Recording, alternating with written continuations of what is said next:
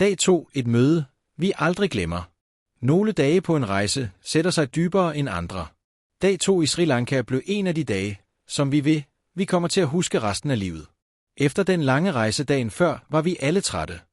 Derfor valgte vi at flytte dagens første besøg til om eftermiddagen. Det kunne heldigvis lade sig gøre, fordi Sara allerede havde en god kontakt hos Frelsens Hær.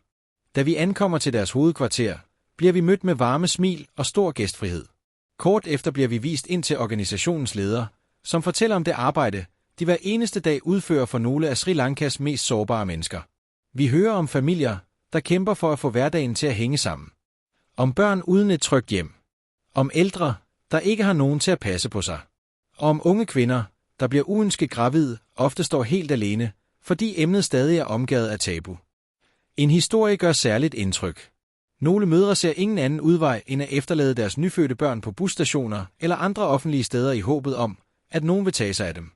Det er svært at forestille sig, men det siger meget om den desperation, nogle mennesker lever i.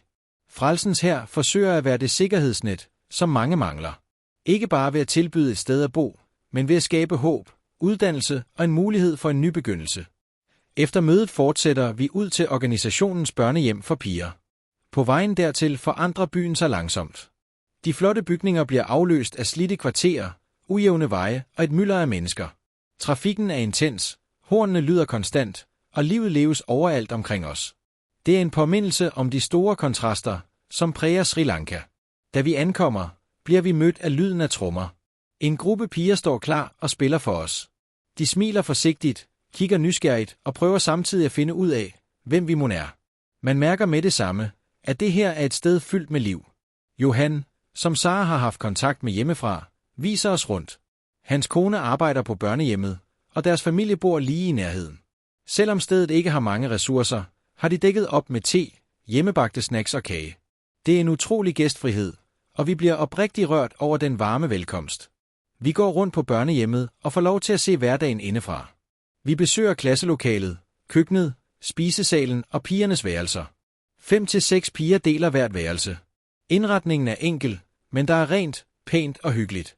De lyserøde vægge, de små bamser på sengene og de personlige tegninger fortæller, at her gør man alt for at skabe et hjem, ikke bare et opholdssted. Det er ikke bygningerne, man lægger mest mærke til. Det er omsorgen. Man kan mærke, hvor meget personalet betyder for børnene, og hvor stor en indsats de gør for at give pigerne en tryg opvækst. Alle går i skole, og målet er, at de en dag kan stå på egne ben med en uddannelse eller et arbejde. Mens vi går rundt, falder vi i snak med flere af pigerne. Nogle taler lidt engelsk, andre nøjes med et smil. En af de yngste piger bliver meget betaget af Amalie. Hun følger hende rundt, tager forsigtigt fat om hendes ben og bliver ved med at kigge op med et stort smil. Det er et lille øjeblik, men et øjeblik, som siger mere end mange ord. Inden vi kom, havde Sara besluttet at give en donation til børnehjemmet. Men under besøget spørger vi Johan, hvad børnene egentlig ville blive allermest glade for. Hans svar kommer uden tøven. Pizza og sodavand. Det får os alle til at smile. Så beslutningen er nem. Vi kører direkte til Pizza Hut og bestiller 20 pizzaer og flere store flasker sodavand, nok til både pigerne og personalet. Da vi kommer tilbage, sidder pigerne allerede samlet i spisesalen. Forventningen lyser ud af deres ansigter. Vi vælger ikke selv at spise med. Det her handler ikke om os.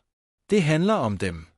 Inden maden bliver serveret, samler pigerne hænderne og beder en fælles bøn. Det øjeblik rammer os. At opleve så stor taknemmelighed over noget, som hjemme hos os ofte er helt almindeligt, giver stof til eftertanke. Da vi skal sige farvel, sker der noget, som bliver siddende længe. En lille pige ser op og spørger stille. Kommer I igen? Det spørgsmål går lige i hjertet. Vi kan ikke love noget. Men vi tager hendes ord med os. På køreturen tilbage til hotellet er der stille i bilen. Vi tænker alle over dagens oplevelser. Vi har set, hvor lidt der nogle gange skal til for at skabe glæde. Vi har mødt mennesker, der hver eneste dag gør en forskel for børn, som har haft en svær start på livet. Og vi bliver mindet om, at omsorg, nærvær og kærlighed ikke handler om, hvor mange penge man har, men om den forskel, man vælger at gøre. Senere samme aften står vi på hotellets 27. etage og ser ud over Colombos lys. Byen er smuk. Men det er ikke udsigten, vi kommer til at huske mest fra denne dag.